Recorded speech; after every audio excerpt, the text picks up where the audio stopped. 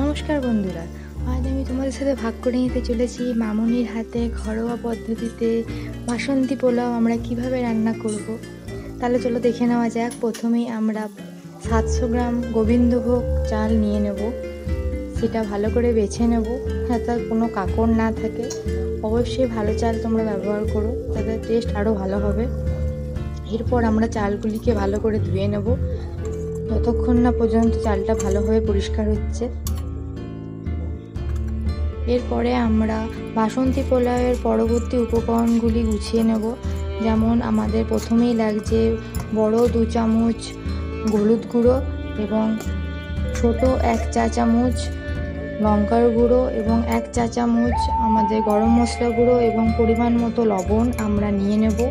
এরপরে আমরা সামান্য পরিমাণ সাদা তেল, 2 কাপ মতো চিনি, ঘি পরিমাণ মতো, গোটা গরম মশলা, তেজপাতা, সামান্য আদা কুচি ও 2টো চেরা লঙ্কা আমরা নিয়ে নেব।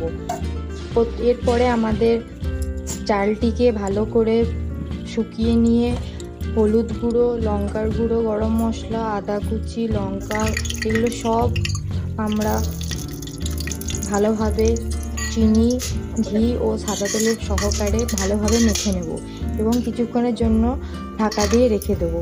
এরপর চালটা ঝরঝরে হয়ে গেলে আমরা একটা প্রেসার কুকারে সাদা তেল ও ঘি দিয়ে গরম মশলা দিয়ে কাজু ও কিশমিশগুলোকে ভালোভাবে ভেজে নেব।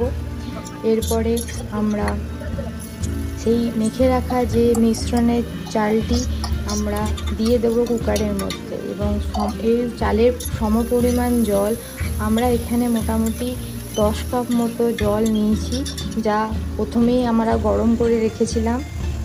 সেই জলটি কুকারে দিয়ে দেবো। এরপর কুকারের ঢাকা বন্ধ করে 4টে সিটি পড়া পর্যন্ত অপেক্ষা করব।